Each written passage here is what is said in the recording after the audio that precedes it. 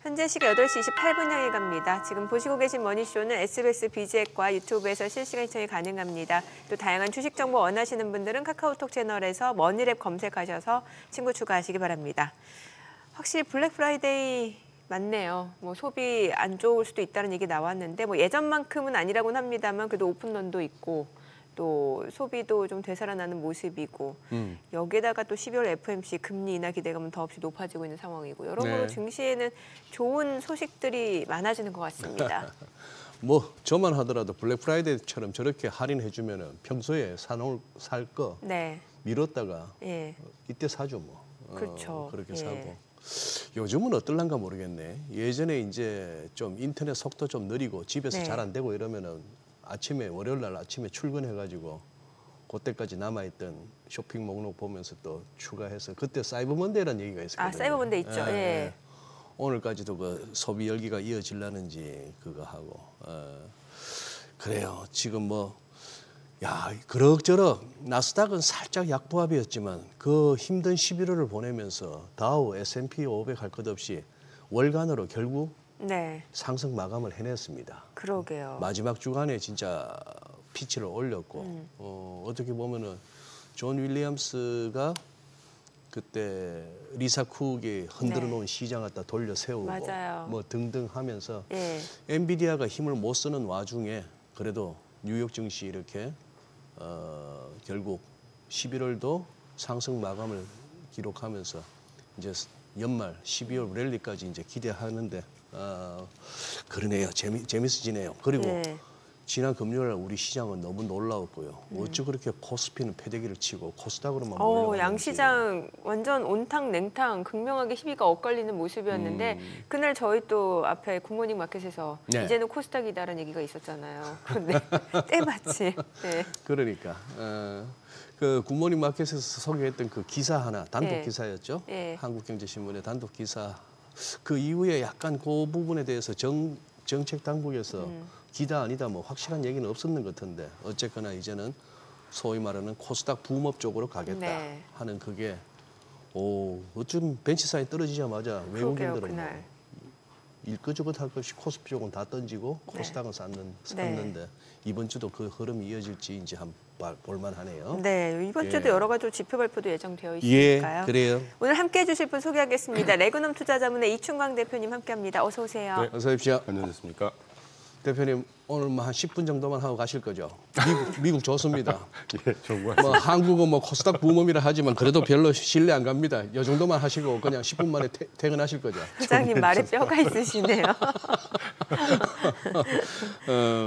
뭐 지난주 통틀어서 한번 11월 한번 복귀 해주시죠. 그 마이클 버리 등등 쓸데없는 얘기 해가지고 쓸데없는 얘기. 조금 마음을 힘들게 했던 측면이 없지 않아 있는 것 같고요. 그래요? 아까 소장님께서 매트 정리 잘 해주셨지만 결국은 한 달 나스닥 정확히 4.9% 한 달 올랐고요. 나스닥? 예. 나스닥은 아니. 나스닥이 4. 죄송합니다. 이게 나스닥 위클리를 잘못 봤네요. 나스닥 말고 위클리를 지난 한 주를 좀 잘못 보고 그러니까 제가 늘 보여드리는 차트인데 하여튼 나스닥에는 S&P 500이고 그런데 지난 한 주를 돌이켜보면 결국 오른 거는 다 아시니까 지난주는 많이 올랐죠. 인상적이었던 게 이제 중소형주가 가장 높은 상승률을 기록했습니다. 5.5% 정도 지난 한 주 기록했거든요. 아무래도 금리 인하 기대감이 있는 거잖아요. 그래서 한 2, 3주 전에 그때 흔들릴 때 제가 이제 좀 조심스럽게 그동안에 강조드렸던 그 뭐 빅테크나 이런 애들은 기본으로 깔고 가긴 하는데 이제 부동산이나 중소형을 좀 눈여겨봐야 될 것 같다. 근데 이제 부동산은 아직은 지난 한 주 한 2% 상승하긴 했습니다만 좀 두드러진 상승자는 아니었다면 중소형주가 먼저 이제 워낙 중소형주가 좀 빠르게 많이 흔들리는 경향이 있잖아요. 위쪽이든 아래쪽이든 간에.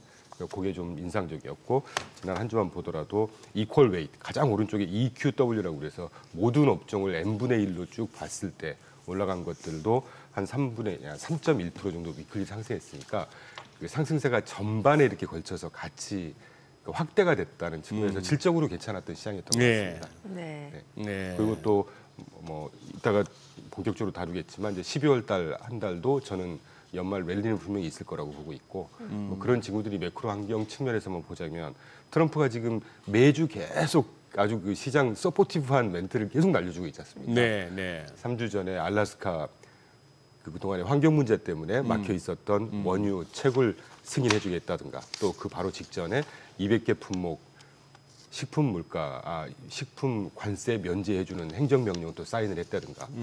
그리고 지난주에 가장 나왔던 건 또 이게 어차피 지난 7월달에 OBBBA에 들어가 있던 내용이긴 한데 예. 향후 몇 년 동안에 소득세를 완전히 다 없애버리겠다라든 네. 발표를 해준다거나. 그러니까 지난 미니 지방선거 이후에 이제 내년 중간선거 이전 군불 지피기 시작하는 모습 그리고 바로 오늘부터 12월 달부터 QT 종료됩니다. 맞아요. 이번 그렇죠. 그게 오늘부터. 예. 매달 50억 달러니까 뭐 우리나라 돈으로 한 7조, 8조 원 되겠네요. 그게 뭐 적다면 적고 많다면 많은 돈인데 시장에서 빨아들였던 거를 그만한다는 얘기니까 일단 간접적으로 유동성을 지원해 주는 거 그리고 아까 두 번 언급해 주셨지만 12월 달에 오락가락하긴 했지만 금리 인하 가능성이 한 7, 80% 되는 것 같습니다. 제가 네. 볼 때도.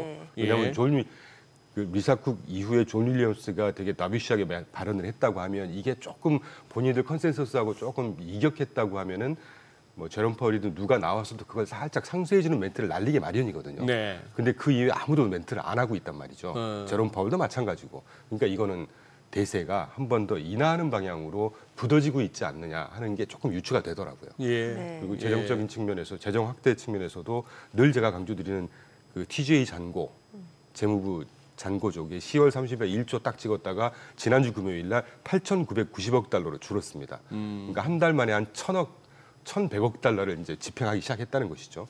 네. 뭐 시장 유동성의 측면이든 뭐 산업계의 지원적인 측면이든 일단 뭐 긍정적인 환경이다. 그 정도 생각이 됩니다. 그래서 12월 마지막 달 뭐 연말 랠리는 있을 거라고 생각하고 있습니다. 네. 아까 보니까 뭐 이번 주 일정이 이렇게 눈여겨 보니 오늘 파월 의장 뭐 스탠퍼드대 뭐 연설 내지는 강연이 있나 본데 글쎄 모르겠어요. 제가 보기에 이제 중앙은행 총재들이 일단 저 누굽니까 우에다 총재가 BOJ 우에다 총재가 일단 백기투항한 것 같고 뭐 정부하고 같이 맞춰야죠 하는 것 같고 이번 금통위 때 보니까 우리 이창용 총재도 그동안에 조금 어떤 중앙은행 총재로서의 날선 발언이 있었다고 한다면 이번에는 뭐 그냥 좀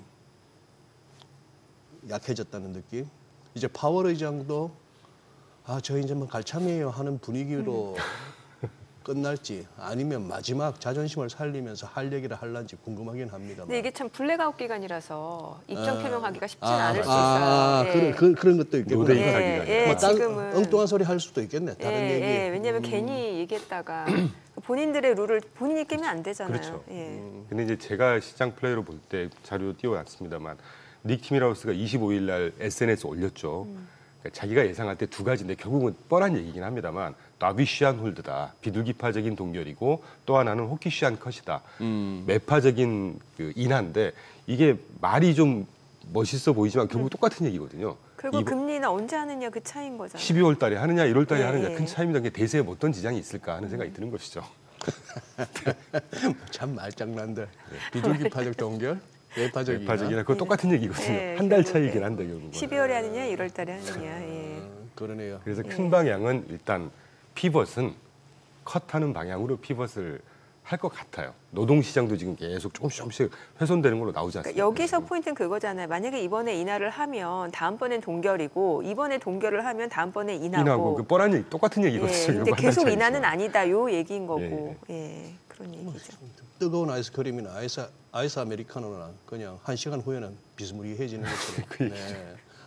아니 근데 미국 얘기 조금 더 하기 전에 예. 지난 금요일 날 그 어떤 우리 시장에서의 확연한 괴리, 코스피는 훅 그리고 코스닥 쭉. 외국인들은 수급 측면에서 그냥 코스피를 패대기 치다시피 하고 코스닥 쪽으로 확 당겨버렸는데 어떻게 의미 있다고 보세요? 지난 네. 국내 코스피 그리고 코스닥. 그 어떤 모멘텀이 됐던 그 어떤 기사 뭐 예. 이런 것들 모멘텀이 좀 바뀌는 게 아닌가 하는 생각이 듭니다. 그동안에 사실 어떡해요? 코스피가 많이 상승했었잖아요. 코스피가 네. 많이 예, 올랐다. 많이 상승했고 미국도 사실은 돌이켜 보면 한국이든 미국이든 지난 11월 달 특히 미국 시장 11월 달도 제가 볼 때 매크로한 차원에서 특별한 악재는 없었습니다. 지난 11월 동안을 돌이켜 보면 네. 왜냐하면 정민 앵커님 언급해 주신 네. 대로 일단 노데이터 기간이었는데 그때 특별한 흔들림 또는 흔들릴 수 있는 매크로 변화는 없었거든요. 근데 이게 많이 올랐던 것이죠. 사실은 매년 봄에 한 번, 가을에 한 번 흔들렸는데 네. 이번 그게 9월이라고 한다면 9월 달에 안 흔들렸잖아요. 그리고 내내 이렇게 오버슈팅해서 올라온 게 한 11월 달에 이제 마이클 버리 등등 뭐 그런 소리를 해가면서 과열이다 뭐 얘가 좀 흔들렸는데 우리나라 시장도 코스피 굉장히 많이 상승했었지 않습니까? 그래요. 이제 손바뀜이 있는 게 아닌가라는 네. 느낌이 들어요. 손바퀴. 네. 기본적으로 저도 뭐 뒤늦게 합류한 상승세로 또 같이 이렇게 참여를 하게 됐습니다. 막 국내 시장도. 네네. 그리고 앞서 소장님 말씀해주신 대로 그 뉴욕 연은 총재 존 윌리엄스뿐만 아니라 이제 차기 연준 의장으로 캐비넷에 거론되면서 이 인물에 대해서도 여러 가지 분석들이 나와요. 네. 단순히 금리 인하만 하는 게 아니라 뭔가 기업 친기업이라든지 규제 완화 쪽으로 갈 거다라는 얘기도 많잖아요. 네네. 예. 그래서 저도 이제 그 말씀 나오실 것 같아서 정리를 좀 해갖고 왔는데요. 기본적으로 그분의 경제 철학이 이 공급주의 측면에서는 세금 인하해줘야 되고 네. 규제 완화해줘야 되고 네. 그래서 투자를 증가시켜줘야 된다. 예. 결국은 투자가 경기의 성장을 이끌어간다라고 생각을 하시는 분이고 잠깐만 저기서 네. 자막이 잘못됐네요. 경제자문위원장은 지금 스티븐 마이런이 하고 있다가 잠시 지금 이사로 가 있는 거고 국가경제위원회 NEC죠. 예, 그렇죠. 조금 국가경제위원회 잘못된 것 위원장. 같습니다. 제가 잘못 보내드린 것 같아요. 아 그래요. 네, 네. 위원, 예. 그래서 뭐 금리 같은 경우를 뭔가 이거를 시장을 뭐 옥죄는 또는 컨트롤하기 위한 수단으로 보는 게 아니라 이 양반은 투자를 얼마나 활성화시키는 수단이냐라고 그렇죠. 예. 해석을 하는 거죠. 그러니까 다분히 친시장적인 분입니다, 이분은. 그리고 이제 전략적 패드 같은 경우도 자본을 배분하는 기관으로서 역할을 해야지 시장의 유동성을 막 빨아들여서 뭔가를 막 숨통을 조이는 역할을 하면 안 된다라는 게 기본적인 이분의 경제 철학인 것 같아요. 그래서 뭐 아일랜드계 가톨릭 가풍이고 아주 보수적인 분위기인 것 같습니다. 네네. 제가 뭐 같이 살아본 적은 없지만 유펜 박사 출신이시고 그러니까 아주 뭐 하이엔드시죠. 뭐 그런 분들이 기본적으로 저런 자리에 올라가겠죠. 그리고 아까도 말씀드린 대로 공급 경제론 쪽에 아주 뿌리가 있으신 분이시고 세금이 민간 투자에 미치는 실증적인 영향 그리고 실제 2011년도 트럼프 일기 때 TCJA 법안 이번에 네. OBBBA의 전신이죠. 그 TCJA 법안을 설계한 양반이에요, 이 양반이. 그리고 특이한 거는 부시 정부, 오바마 정부, 트럼프 정부를 다 맞아요. 예. 통틀어서 이렇게 일을 했던 분이십니다. 그만큼 어떻게 보면은 임명권자들의 입맛을 잘 맞춘다는 인생 궤적을 갖다 우리가 볼 수 있죠. 제 양반 말 바꾼 적 많습니다. 논문 통해 가지고도 이럴 때는 이렇고 나중에 필요하면은 그때 정부가 원하는 데이터나 그래프를 참 잘 만들어주는 양반이에요. 역시 소장님 네. 참. 그러면 트럼프가 원하는 정책에 뭔가 도움이 되는 쪽에 통화 정책 방향을 이끌어갈 수 있다라는 거잖아요. 마구마구 금리 내려주겠고 마구마구 돈 풀어주겠죠. 그래서 왕비둘기라고. 왕비둘기. 네. 그 YCC 얘기까지 나오고 있잖아요. 그러니까요. 예. 아니 일본도 내내 하고 있었는데 뭐 미국이라고 YCC 컨트롤 못 하겠습니까? 맘만 먹으면 하는 것이죠. 네. 그러니까요. 예. 경제, 그런데 예. 지금 상당히 가능성이 높은 것 같아요. 캐비넷이. 네. 폴리마켓 같은 데서도 네. 50한 5% 6% 이상 치솟고 있습니다. 제가 그래프 갖고 오긴 예, 했지만 예. 뭐 캐비넷이 트럼프 대통령도 아예 대놓고 계속해서 증시 랠리는 이어질 거라고까지 얘기하는 거 보니까 제가 봐서는 좀 무모한데 어느 정도의 10% 이내에 조금 이렇게 조정도 거쳐가면서 이렇게 고점을 높여가는 게 이게 멀리 가는데 이걸 갖다가 내년 중간 선거는 아직도 한 1년 가까이 남아 있는데 이걸 갖다가 쉼 없이 계속 끌어올리겠다. 좀 버거워 보이긴 하는데 큰 방향성 정도 가름하는 조타 역할로 보면 될 것 같고 분명히 중간중간에 흔들림은 있겠죠. 네. 바로 11월 달에 우리 경험했지 않습니까?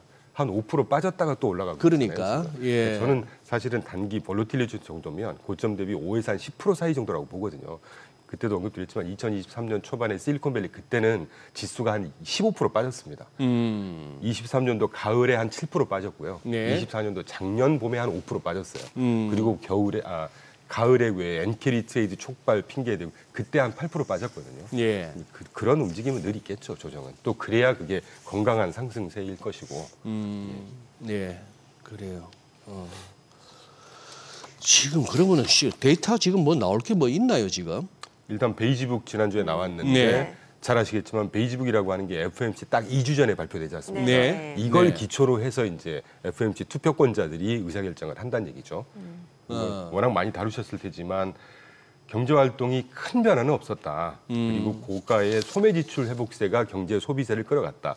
지난주까지 우리 봤던 걸 그대로 잘 정리해주고 있죠. 특히 노동 시장이 절반 지역, 50개 주 절반 지역에서 노동 수요가 감소했는데 그나마 다행인 거는 공격적인 해고보다는 자연 감소를 통해서 노동 시장이 조금씩 위축되고 있다. 이거니까 그러니까 경제 자체가 리세션으로 가고 있는 건 아니지만 네. 금리 인하에 필요한 필요 조건을 충족시켜주는 그러니까 데이터가 나왔다는 얘기죠. 예. 그리고 인플레이션이 제조업이나 소매업에서 투입 비용의 상승이 압박이 광범위하게 시현되고 있다. 그러니까 지금 그 저기 12분 FOMC 위원분들 중에 한 2분 빼고 나머지 5분끼리 이렇게 딱 극명하게 갈려 있는 그걸 그대로 보여주는 것 같아요.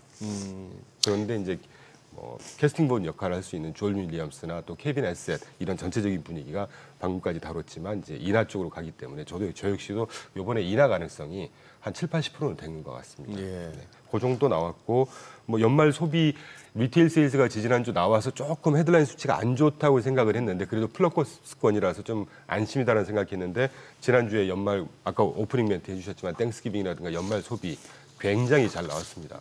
예. 그래서 매출 자체가 전년 동기 대비 한 4% 상승했는데 온라인 매출이 6.3% 상승했고요. 제가 아침에 오면서 기사를 보니까 그 온라인으로 왜 AI를 통해서 이렇게 쇼핑 네네. 뭐라고 그러나요? 그 호스팅이라고 그러나요? 트래픽, 쇼핑 네. 트래픽이 YOY로 800%나 상승했다고 합니다. 이번 쇼핑 시즌에. 네. 그러니까 뭐 지갑을 많이 열고 있다. 소비세는 여전하다. 그 정도 볼 수 있었고 특히 제가 개인적으로 지난주에 보는 중요한 그것이 데이터 중에 하나가 그 내구재 주문하고 자본재 주문이 발표됐습니다. 물론 9월 거긴 하지만 네. 내구재 주문은 워낙 아시는 대로 이 제조업체 기업들의 실제 생산세를 잘 보여주는 지표거든요. 그래서 내구재 주문하고 자본재 주문, 특히 자본재 주문이 전달 뭐 0.9%씩 상승했으니까 뭐 9월 거긴 하지만 그래도 기업들의 활동세는 여전하다. 조금 안도했던 기억이 납니다. 그리고 주간 실업성 청구서 드디어 발표됐는데 네. 지난주에 21만 6천 건 나왔거든요. 이 정도면 아주 그러니까 큰 그림에서의 노동시장이 조금씩 위축은 되고 있지만 뭐 급격하게 안 좋아져서 막 리세션으로 가고 있다거나 하는 이런 그림은 전혀 아니다는 뭐 수치는 볼 수 있었습니다. 네. 뭐 지표상으로 보나 뭐 여러 가지 다 그거 한데 11월에 제일 죽순 데가 엔비디아예요. 네. 이게 지금 구글 월간 얘기가 낙폭이 12.59%인데 마이너스 12.59%인데 이 월봉을 보면은 뭐 제가 오후에 한번 보여드리겠습니다만 야 이거 엄청난 짱대음봉이 나와가지고 그 앞에 두 달치를 다 까먹어 버리네요. 소위 말하는 하락 장악형이 나와버렸는데 지금 이거 엔비디아 이 와중에 또 젠슨 황은 또 대만 가가지고 또 보란 듯이 뭐 전통시장 다니면서 먹방도 찍고 이러는 것 같던데 엔비디아 이번에 말이 많았지 않습니까? TPO가 나오면서 엔비디아 이거 우리나라 미국 투자하시는 분들의 최애주 중에 하나인데 조금 뭐 좀 전략을 주신다면요. 저는 크게 대세의 지장은 없을 거라고 대세의 보고 지장 있습니다. 없다. 뭐 돌이켜 보시면 제가 작년 연말 연초부터 계속 엔비디아의 상승세는 꺾일 거다. 예. 왜냐하면 EPS 성장률이 2023년도 3, 4분기와 4, 4분기 때 네. 그때 분기별 EPS 성장률이 400%, 600%였어요. 그 이후에 400%, 300%, 100%, 200 지난 분기 때 60%대인가로 서서히 안정되고 있습니다. 이게 네. 고꾸라지고 있다는 표현보다는 성장세 자체도 안정되는 것이죠. 분기에 막 300%, 400%씩 성장해도 어떻게 이렇게 가겠습니까? 지난 2년 동안 열 몇 배 상승한 게 이 높은 이익의 성장세를 반영해 준 거거든요. 그게 안정되고 있습니다. 한 두 자릿수 한 60%, 70%대 이것도 굉장히 높은 수준이에요.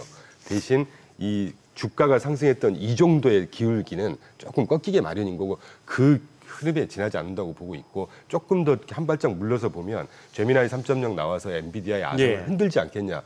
뭐 주가적인 측면에서 조금 흔들 수는 있겠죠. 그런데 엔비디아만 갖고 있으신 분들한테는 이게 조금 비보일 수는 있겠지만 저는 비보 정도도 아니라고 보고 있고요.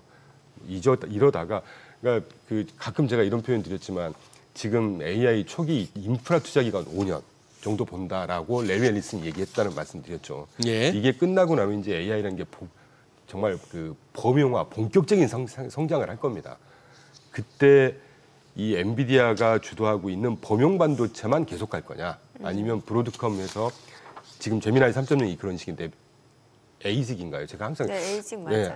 어떤 방송에 아이작이라고 표현했더니 댓글이 아이작 뭐 이런 나오는데 항상 헷갈립니다. 에이직 반도체, 그러니까 맞춤형 반도체. ASIC? 네, ASIC. 아식? 제가 아식? 항상 그게 아이작 하여튼 말이 잘못 나오더라고요. 그래서 이제 제미나이 3.0으로 대표되는 맞춤형 반도체하고 범용 반도체가 정말 하나가 죽고 죽는 이런 게임이 아니고 네. AI가 성장을 하면서 같이 가는 게임이라고 보고 있거든요. 근데 이제 대신 엔비디아처럼 그동안에 워낙 많이 떴던 주식이 조금 단기적으로 좀 이렇게 뭐라 그럴까요? 좀 뭐 건강한 눈높이 정도? 네네. 그 정도의 과정이라고 저는 보고 있어요. 아니 그 이중광 대표께서 그렇게 신뢰해 마지 않는 엔비디아가 저기 제미나이가 치고 나오고 TPU가 나온 이후에 그리고 마이클 버리가 그렇게 공격을 하고 하니까 그게 일일이 발끈하면서 따박따박 대응하는 게 원래 그런 적은 없었는데요. 아니, 제 눈에는 그게 왜 그렇게 없어 보이죠? 뭔가 좀 긁혔다잖아요. 긁혔어요? 네, 긁혔다고 그때 그때 그렇게 출연자분이 저희 나와가지고 얘기해줬잖아요. 모양새가 빠진. 네. 좀 그러니까 자기가 당당하고 자기가 그거 하면은 뭐 그럴 거 없거든요. 그러게 말입니다. 뭐 그래도 긁힐 수도 있고. 그래, 긁힐 수도 있다? 뭐. 근데 분명한 건 제가 자료를 갖고 있긴 했습니다. 저희도 긁히잖아요. 그럼요. 네. 하기야. 우리 시청자분들 댓글에 소장님도 긁히시고. 네. 긁혀요. 긁힐 수 그럼요. 있고. 그렇다고. 우리 정민은 좀 긁히셨구나 최근에. 아니야, 저 말고. 그래요? 저는 그냥 그러려니 합니다. 아, 그러려니 그러려니 합니다. 그리고 저보다 제가 자료를 며칠 갖고 좋아. 오긴 했습니다만 저는 뭐 공학 전문가나 반도체 전문가는 아닙니다. 예. 근데 시장에 토탈 프로세싱 퍼포먼스하고 퍼포먼스 덴서티라는 게 있나 봐요. 네. 저게 이제 반도체 AI 반도체 성능을 측정하는 뭐 기준인데 뭐 위로 올라갈수록 좋고 옆으로 갈수록 더 좋고 한다는 얘기인데 저 오른쪽 G 8300 이게 지금 엔비디아의 GPU지 않습니까? 예. 성능적인 측면에서 압도적입니다. 그리고 밑에 파란색 구글 TPU 버전 6 네네. 이게 이제 요 정도라는 얘기인데 물론 지금 곧 시판될 걸로 예상이 되는 TPU 버전 7이 이 성능 측면에서 뭐 비근하다고 얘기는 하는데 그건 뚜껑 열어봐야 되는 것이고 네. 아직 엔비디아의 이 AI용 반도체 성능을 따라갈 반도체는 아직 시장이 없다는 거죠.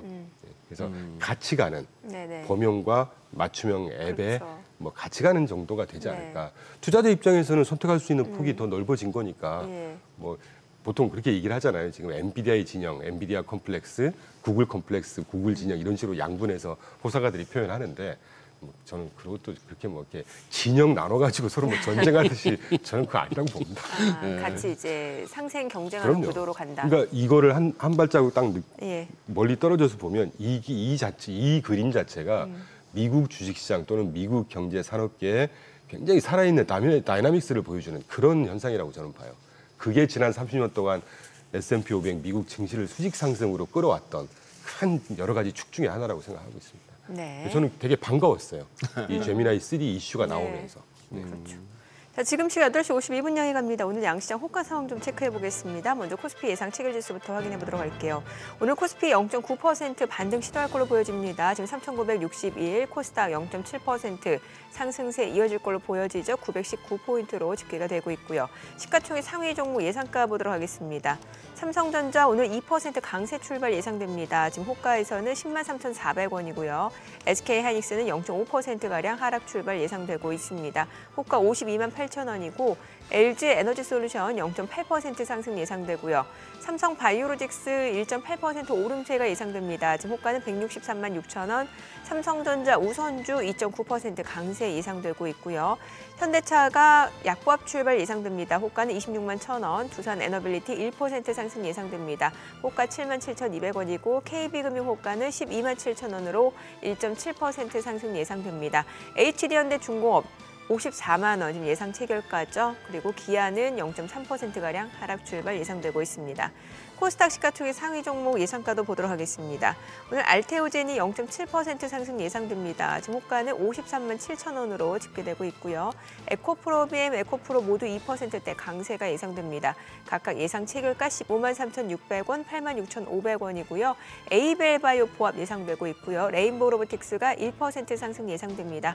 호가 43만 9,500원. 리가캠바이오도 1.4% 상승 예상되고 있습니다.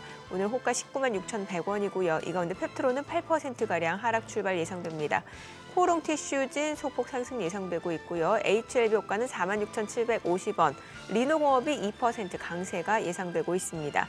이제 개장까지 한 7분가량 남았는데요. 오늘 양시장 상승 출발 예상됩니다. 아무래도 지난주 금요일에 이제 코스피가 좀 많이 떨어지는 상황이었는데 오늘은 그래도 좀 반등이 예상되는 분위기네요. 그러네요. 네. 예. 그래요. 금요일 날은 좀 심하긴 심했죠. 네. 가면 같이 가는 거지. 가면 같이가.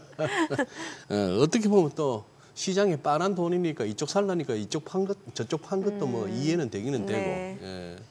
야, 근데 지금 아침 개장 전부터 이렇게 환율 관련한 속보들이 막 쏟아지네요. 특히 정부가 외환당국이 국민연금과 외환수합 연장 세부 협의를 개시했다. 예. 뭐 이런 얘기들 하고 수출 기업들의 아까 보다가 어디다 뒀지? 이제 환전, 네. 달러 환전 같은 거 정기적으로 점검하겠다. 어디 뭐 점검만 하겠습니까? 쟁여놓으면 자꾸 이제 압박을 하겠죠. 팔으라고. 뭐 그런 식으로 해서 환율을 갖다가 이제 여기서는 정부 차원에서 아주 단도리를 할 모양인데 그래도 뭐 지금 1,470원 근방이고 동시효과는 생각보다는 강하네요. 1%대까지 나왔으니까. 네. 예. 기술적으로 지금 한 4,010 정도의 코스피 21선이 이렇게 위에서 우하향으로 누르고 있는데 그거 올라설 힘이 이번 주 중에 이제 확인이 되는가 그것도 이제 관전 포인트입니다. 네. 그래요. 오늘 또 호가 분위기처럼 양시장이 또 같이 소장님 말씀처럼 좀 올라주면 좋겠다는 생각이 들고. 네. 지난 금요일에는 이제 삼성전자, SK하이닉스가 약간 조금 이제 외국인 물량이 많이 나오는 예, 상황이었는데. 그랬죠. 예. 그런데 뭐 지금 뭐 필라델피아 반도체 지수도 주말에 많이 올랐고 하니까 네. 예. 외국인들 한번 초반에 어떻게 하는지 한번 볼만합니다. 금요일 날 우리가 좀 심했나요? 뭐 이럴 수도 있고. 예. 아니, 최근에 미국에서 제가 어디인지 어디 IB에서 나온 보고서인지 모르겠는데 그런 얘기가 있더라고요. 그 연준하고 AI 맞서지 말라고. 지난주 후반에 네. 연준 마사지 가끔 그런 표현은 나오긴 예. 나옵니다. 예. 근데 그건 맞는 말이죠. 예, 정책 당국에서 결정을 하는데 그걸 거스를 수 있는 시장의 세력이 있을까요? 예. 뭐 기술력이라든가 맞서지 말아야 할 게 한 3개 되죠. 연준에 맞서지 말고 네. 추세에 맞서지 말고 네. 지금은 AI래요. AI에 맞서지 말래요. 마누라한테 맞서지 편하게 살려면은 모든 걸 압도하는 게 부인이시죠. 예. 그러니까 맞는 말씀이신 것 같습니다. 연준에 맞서지 마라. 그러니까 꼭 뭐 싸운다는 측면보다는 네. 연준이 하겠다고 하면 거기에 과실을 그렇죠. 따먹으면 되는 게 예, 아닌가 예. 그런 뉘앙스라고 저는 이해하고 있습니다. 예. 저 화면에 바클레이즈에서 나온 얘기였어요. 미 연준과 AI에 AI에 맞서지. 맞서지 예, 말아야 예. 된다. 아, 그렇죠. 아니 환율 조금 아이디어를 좀 주세요. 어떻게 보세요? 이게 참 드리고 싶은 말씀이 굉장히 많으나 다른 건 모르겠는데 제가 차트 갖고 온 그 테이블을 꼭 한번 띄워주십시오. 네. 20년도부터 25년도 지난 10월까지 기본적으로 펀더멘털 수치 갖고 한번 얘기해 보자는 거죠. 우리나라 환율 얘기하는 겁니다 지금. M2 기준으로요. 미국 M2가 지난 20년부터 25년이니까 한 5년 됐지 않습니까 지금. 5년 동안 미국의 M2 통화량 증가가 44%였습니다. 예. 한국이 52%였어요. 별 차이가 없어요. 통화량 증가의 어떤 상승세는. 그런데 GDP하고 결부를 해서 보면 같은 기간 동안 미국의 GDP가 노미널 숫자 개념으로 37% 성장했습니다. 한국이 6% 성장했어요. 네. 그러니까 GDP 대비 통화량 증가세를 상대적인 개념으로 보면 네. 미국이 74% 성장했고 5년 동안 한국이 무려 206% 가까이 상승을 했습니다. 와, 이 도표는 좀 아찔하네요. 네. 이러니까 환율이 뜰 수밖에 없는 것이죠. 그런데 이러니 원화 가치가 떨어질 수밖에 없는 없다. 이 원인을 해결을 할 생각을 해야지. 이거를 네. 서학개미 탓으로 돌리는 건 그거는 아니다. 말이 안 되는 거죠. 그렇죠. 그렇죠. 시장을 조절하는 역할을 하는 기구가 시장을 적대시하면 되겠습니까? 그것도 시장 참여자들을 적대시하면 되겠습니까? 네네. 저는 그런 면들을 가끔 봅니다. 여러 측면에서 뭐 부동산 시장도 그렇고 좀 안타까운 측면이 있죠. 여기까지만 표현하겠습니다. 미국이 2020년에서 2025년 오는 사이에 통화량 M2 증가가 44% 하는 사이에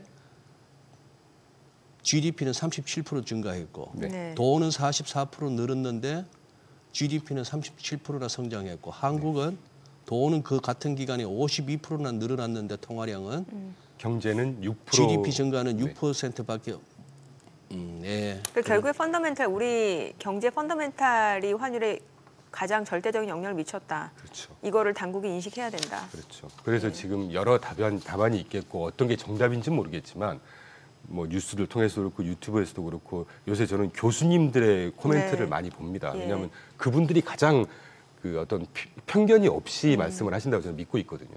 여러 교수님들께서 공통적으로 가장 많이 내놓는 이렇게 하자 환율 안정을 위해서 결국 그게 금리 인상이거든요. 네. 근데 이제 당국에서도 금리 인상하기 만만치 않죠. 이러다가 안 그래도 경제 체질이 불안불안하고 있는데 금리 올려버리면 전 세계가 다 금리 인하 추세로 가고 있는데 지금 그러니까 뭐 정답은 모르겠지만 정답은 뭐가 뭔지는 모르겠습니다. 그런데 그거를 시장 참여자들한테 이거를 적대시할 문제가 절대 아니죠. 이거는. 그렇죠.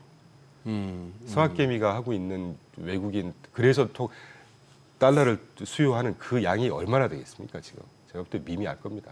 뭐 한 100몇 조? 최근 한 2년 동안 뭐 10몇 조 정도 된다고 하는데 글쎄요.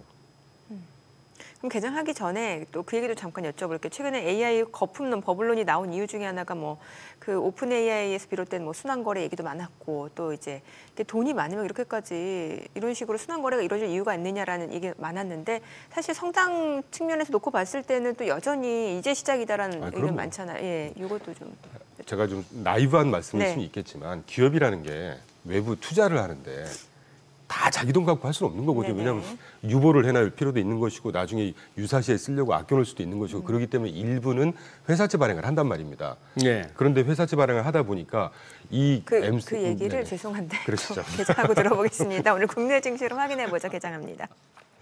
네,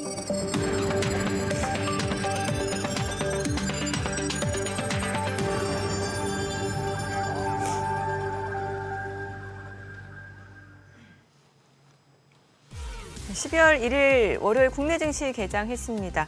자, 이제 이번 주부터 날씨 굉장히 좀 쌀쌀해진다고 하는데 최근에 시장 분위기도 좀 많이 급변하고 있는 것 같습니다. 전반적으로 이제 연말 랠리에 대한 기대감도 높아지고 있고 또 지난주 코스닥 힘이 굉장히 좋았거든요.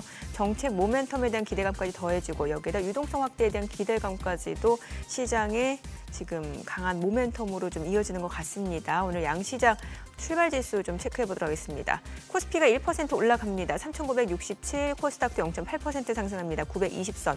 양시장 상승 출발이고요. 시가총액 상위 종목 시초가 보겠습니다. 삼성전자가 1.6% 올라갑니다. 10만 2,100원이고 SK하이닉스도 2% 상승합니다. 지금 54만 2천 원. LG 에너지솔루션도 1% 이상 올라갑니다. 41만 3천 원이고요. 삼성 바이오로직스도 2% 올라갑니다. 164만 원. 삼성전자 우선주도 상승합니다. 현대차는 보합권이네요. 지금 26만 1천 원이고 두산 에너빌리티가 1.8% 상승합니다. 7만 7,800원. KB금융 12만 7,300원으로 2% 상승세고요. HD현대중공업, 기아는 보합권 움직임 이어지고 있습니다. 코스닥 시가총액 상위 종목 시초가도 보도록 하겠습니다. 오늘 알테오젠 0.3% 상승합니다. 53만 6천 원이고 에코프로비엠, 에코프로 상승세가 굉장히 상승 탄력이 좋네요. 각각 15만 8,200원, 8만 8,300원. ABL바이오도 올라가고요. 레인보로보틱스도 3.9% 상승합니다. 45만 1,500원. 리가캠바이오 지난주 금요일에도 많이 올랐는데 오늘 1% 상승합니다. 지금 현재 19만 6천 원. 그리고 펩트로는 8% 떨어지네요. 코롱 티슈진 강보합권이고 HLB 2% 상승합니다. 리노공업은 6만 9,200원으로 1.3% 상승 흐름 보여주고 있습니다. 오늘 시장에서 특징을 보여주고 있는 섹터 종목들 체크를 해보도록 하겠습니다. 자, 오늘 양시장 상승 흐름 보여주고 있는 상황에서요. 지금 보니까 보안주들이 움직임 좋습니다. 지금 이제 쿠팡 해킹과 관련해서 지금 개인정보 유출 사고가 나타났다는 소식 아마도 이제 개별적으로 문자 메시지 많은 분들이 받으셨을 것 같은데 보안주 내에서는 지금 사이버원이 15% 급등 중이고요. 카티스, 이렌시스, 지슨, 벨로코 다 올라갑니다. 오늘 보안주들이 흐름이 좋고요. 그 밖에는 이게 또 이제 딥페이크 관련주랑도 엮여가지고 움직임이 좀 있습니다. 뭐 파수, 센즈랩, 이스트소프트 다 올라갑니다. 자 그리고 반도체 쪽 흐름 좋고 2차 전지 쪽도 좋습니다. 에코프로비엠 그룹주들 흐름 좋고요. 그 밖에 뭐 나인테크, 메가터치도 지금 1% 안팎으로 상승세고요. 그리고 오늘 뭐 CXL 쪽도 좋습니다. 코리아 서킷가 7.8%, 8% 강세고요. TLB, 퀄리타스 반도체, QRT 다 올라갑니다.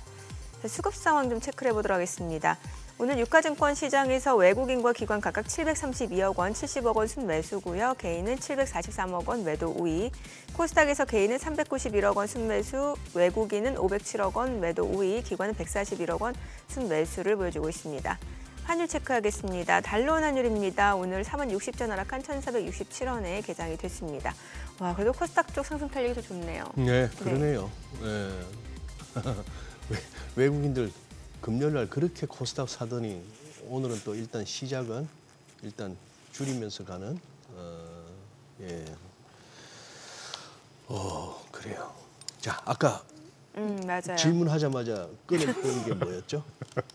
수사님이 저보고 묵길 왜 묻냐고.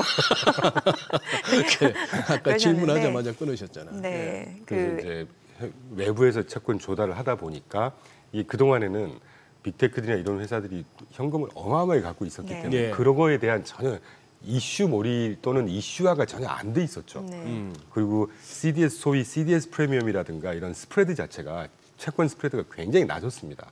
그 뭐 빅테크들이 발행했던 회사채라든가 이런 것들이 많이 발행도 안 했었지만 이제 그러다 보니까 갑자기 이제 어마어마한 투자를 해야 되고 하다 보니까 그 중에 일부를 채권 발행하면서 워낙 낮았던 스프레드가 약간 반등하는 정도였거든요. 네. 그래서 제가 보여드린 13페이지 오른쪽 그래프를 좀 보여주시면 좋겠는데 오른쪽에서 보시는 빨강색이 그 대표적으로 오라클 지난주에 우리 언급했었잖아요. 맞아요. 예. 오라클 지금 5년짜리 CDS 프리미엄이 1.2%, 1.3%까지 치솟았다고 합니다. 이게 네. 거의 한 8년 내 최대 수준이거든요.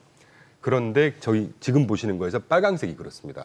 그런데 그게 어마어마하게 상승을 했는데 위에 굵은 회색 그래프가 쥐색 그래프가 미국 전체의 전체 회사채도 아니고 인베스먼트 그레이드 그러니까 투자 등급 회사채의 CDS 프리미엄의 평균이에요. 네. 그러니까 CDX라고 해서 CDS들의 평균 인덱스화한 게 CDX라고 하거든요. 아직 미국 전체 투자 등급 회사채들의 평균 CDS 프리미엄 수준의 뭐 절반 정도, 절반 조금 전혀 낮은 수준입니다. 그러니까 이렇게 좀 봐야 된다는 생각이 있고 물론 코어 위브 같은 경우는 조금 심각해요.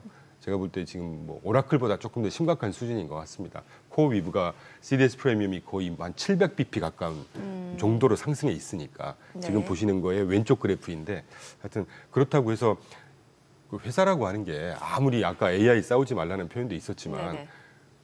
다 좋다고 해서 그중에 한두 개가 다 좋을까요? 저는 늘 그렇거든요. 우리나라도 마찬가지고 아무리 업황이 좋고 아무리 좋아도 그중에 몇 개는 쓰러지는 회사가 있고 미국 그렇죠. 상투적으로 항상 표현드리지만 미국에 한 4,800개 종목이 있습니다. 그중에 대표 선수들만 모아놓은 게 500, S&P 500인데 S&P 500 종목 중에서도 상위 200개 정도 빼면 나머지 중소형이고 네. 그중에서도 곧 상장 폐지될 만한 회사들이 있단 말이죠. 아. 뭐 늘상 그럴 정도에 있는 게 아닌가 하는 생각이 듭니다. 그래서 저런 회사는 투자를 피해서 다른 거 투자하면 되는 거죠. 네. 예. 그래서 너무 시장 전체까지 막 확대 해석할 필요는 없다 하는 생각을 하고 있습니다. 오늘 반도체 쪽 좋은데 때마침 지금 하단의 자막이 반도체 수출 사상 최대라고 나오네요. 그러니까. 예, 예. 이런 게 펀더멘털이 뒷받침된다라는 거죠. 그럼요. 예. 장사 잘 되고 돈 많이 벌고 그러면 되는 거 아니겠습니까? 네. 아니 38.6% 증가. 네. 사상 최대. 전년 대비 엄청나네요. 네. 그러다 뭐 디램 가격도 오르는 중이라고 하니. 거기에 쇼티지까지 쇼티지까지 있고. 나가죠. 예. 그러니까 우리나라에는 이래저래 좋은 상황인 것 같습니다. 야, 그래서 그때 그분이 그랬구나. 아니, 저 다른 방송에 들어가는데 앞 코너에서 하고 나오시다가 이 소장님, 삼성전자 갖고 계시죠? 실적 좋을 거래요. 이러면서 나가셨거든. 네. 뭐 좀 들은 게 있으시구나. 허허. 그래요. 그러니까 기업별로는 어쨌건 간에 이제 펀더멘탈에 따라서 주가 그 평가를 받을 것이다. 늘 그래왔고 그게 맞는 얘기지 않습니까? 그럼 뭐 지금 뭐 국내 증시 개장하긴 했습니다만 또 미국 쪽 워낙 딥하게 보시니까 주요 기업들, 빅테크들 실제로 어떤 상황인지 좀 표로 정리해서 좋다는 건 그냥 좋다고 믿으시면 되는데 실제 그래프 몇 개만 보여드리죠. 16페이지 그래프인데 일단 클라우드 부분이 제일 중요하잖아요. 데이터 센터하고 클라우드. 일단 클라우드 부분 보시면 뭐 AWS, 마이크로소프트, 구글 클라우드, 뭐 YOY로 굉장히 좋은 상승세를 보여주고 있고요. 그다음에 빅테크의 총 매출 성장세, 저는 장기적으로 보려면 매출이 제일 중요하다고 봅니다. 단기적인 주가 흐름은 이익 성장이 반영하는 것처럼. 지금 보시는 그래프가 엔비디아 등등에서 테슬라 정도 빼고 나머지 빅6죠. 이 6의 이 매출액 성장세를 보시면 살짝 들쭉날쭉하지만 그래도 꾸준하게 우상향을 다 하고 있잖아요. 워낙 좋고 그 다음 페이지를 보시면 제가 가끔 보여드리는 그래프인데 무엇보다 방금은 회사의 성장세를 봤다면 이제 수익성을 보자는 얘기죠. 이 브로드컴하고 팔란티어를 포함해서 가끔 제가 보여드리는 그래프입니다. 퍼하고 ROE, 그로스 마진 이런 거 보시면요. 특히 ROE 같은 거 애플이 170%예요. 네. 2달 전에 제가 이거 보여드릴 때가 150%였습니다. 네. 이익 성장세, 그러니까 수익성이 더 좋아지고 있다는 얘기입니다. 150%도 어마어마한 수치였는데 그 150%였던 게 애플이 170% 성장했고 엔비디아가 107%, 그다음에 나머지 이 두 개가 워낙 높아서 그런 것이 평균이 한 30%, 40% 정도 되는 거거든요. 그리고 그로스 마진 아시겠지만 이거 100만 원짜리 만들어서 비용 빼고 한 70% 회사가 남길 수 있다. 그게 그로스 마진인데 뭐 평균이 낮은 게 테슬라가 한 17% 정도 되고 이 테슬라 정도 빼면 나머지가 가장 낮은 게 한 50%, 막 40% 후반입니다. 그러니까 어마어마한 수익성을 갖고 있다는 얘기죠. 그래서 이 상승세가 꺾일까? 저는 그래서 주가적인 측면에서 보면 기본적으로 우상향은 기본으로 깔고 갈 수 있는 그 정도의 수익성이나 매출액 성장세를 아직까지 계속 보여주고 있다. 확인할 수 있는 것이죠. 네. 지금 우리가 이제 뭐 아직까지 장 마감 때까지 많은 시간이 남았고 이제 고작 개장하고 10분도 채 안 됐습니다만 그러게요. 코스피는 지금 급격하게 이제 윗꼬리가 달리는 상황인데 아니죠. 아마 이 대표님 이거 보셨을 수도 있고 안 보셨을 수도 있는데 지금 이 내용 어떻게 보세요? 그 왜 그 부자 아빠 가난한 아빠 그 베스트셀러 이거 갖고 진짜 천년만년 팔아먹고 있는 양반이 그 로버트 기요사키 아니에요? 네네. 폴 크루그만도 뭐든지 그놈의 맨날 노벨 경제학상에 빛나는 폴 크루그만 하면서 이상한 소리만 하는 양반인데 여기가 지금 일본의 캐리 트레이드가 끝났다고 엑스에 올렸어요. 그러면서 시장 거품 꺼질 것. 그러면서 자기는 뭐 그거 한답니다. 금하고 은, 뭐 이런 쪽으로 비트코인, 이더리움, 뭐 살 시간이 곧 온다 이렇게 얘기를 합니다만 이 양반들 이렇게 좀 주로 이제 일단 던져놓고 아님 말고식이라서 엔캐리 트레이드가 끝난다? 그 뷰 어떻게 보세요? 지금 니케이는 지금 하락 출발입니다만. 저는 말도 안 되는 소리라고 봅니다. 말도 안 되는 소리다. 그때 잠깐 소개해드렸지만 엔캐리 트레이드의 성격을 우리가 좀 알아야 된다고 봐요. 30년 전에 와타나베 부인들이 그때 경기가 다 박살 났을 때지 않습니까? 주식, 채권, 실물, 부동산 이분 마이너스 금리였습니다, 일본이. 그러니까 장롱에다 다 쟁여놓은 돈을 그래도 정기예금 이자보다만 적당히 먹자라고 해서 굉장히 보수적인 자금 성격이거든요. 그런 성격들이 지금 일본하고 미국만 보자면 정책금리 수준이 일본이 0.5, 미국 정책금리가 4% 아닙니까? 어퍼리밋 기준으로. 그럼 거기서만 봐도 3.5% 차이가 납니다. 보수적으로 따졌을 때 화레지 비용이 1%에서 1.5% 정도 난다고 쳐도 기본적으로 2% 차이가 나요, 금리가. 그 정도면 충분히 만족하는 성격의 대부분이 엔캐리 자금이라고 저는 알고 있습니다. 그리고 특히 아까 모두에 살짝 소장님 언급해 주셨지만 갑자기 생각이 납니다. BOJ 총재 이름. 우에다. 뭐 올리니 어쩌네 하더니 이번에 지금 이제 꼬리 내리고 있잖아요. 아니 신임 총리가 아베노믹스 신봉자인데 그거 이기려고 못하게 거라고 저는 막 생각하고 있었고 원래 얼마 전까지만 해도 12월 달에 BOJ가 금리를 올리지 않겠냐 이래 가지고 이제 그러면 금리를 올리면 엔화가 주점 상승할 거고 그래서 작년 가을에 얘기했던 엔캐리 트레이드가 일시적으로 촉발을 해서 또 청산이 촉발해서 흔들리지 않겠냐 이게 조금 더 거기서 한 발짝 더 나간 것 같아요 지금. 근데 저는 제가 아는 범위 내에서는 엔캐리의 성격 자체가 막 왔다 갔다 하는 자금 자체가 아닙니다. 일본인들이 하는 자체는 물론 그 엔캐리 트레이드 중에서는 그 저금리 기반으로 해서 헤지펀드 하우스라든가 이 금융시장의 플레이어들이 빌려다가 막 투자했던 건 있겠죠. 네. 그런 것들은 단기적으로 청산할 수 있겠지만 이게 대세에 어떤 지장을 가져다 줄 수 있을까? 대부분의 규모, 지금 엔캐리 규모가 얼마라는 거는요.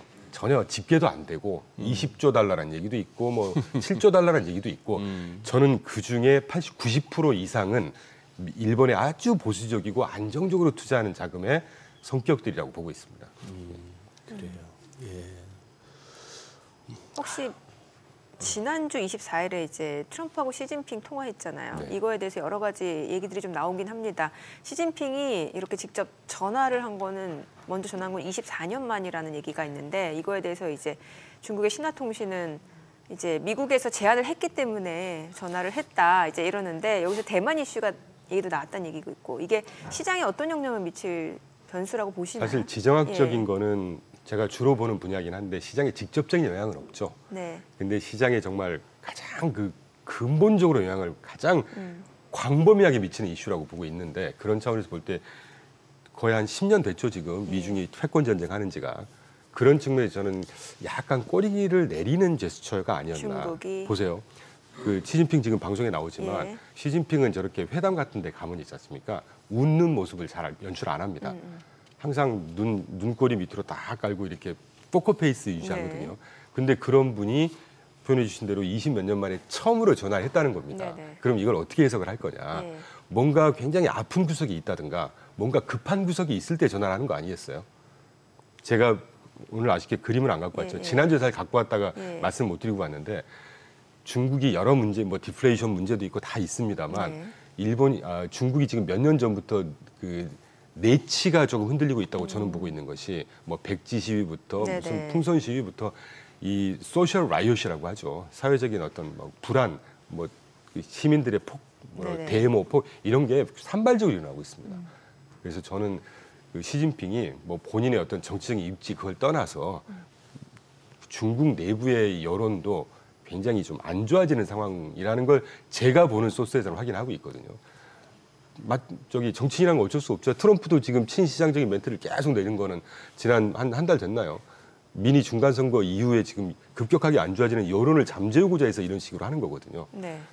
그런 측면이라고 보고 있고 그래서 조금 더 크게 미중의 어떤 관계 측면에서는 중국이 조금 더 지금 이제 지렛대에서는 조금 밀리는 그림이 아닌가. 네.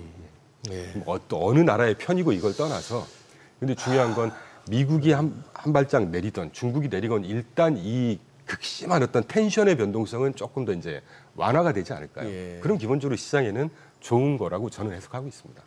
네, 알겠습니다. 오늘 내용 여기까지 듣겠습니다. 고맙습니다. 고맙습니다. 네, 감사합니다.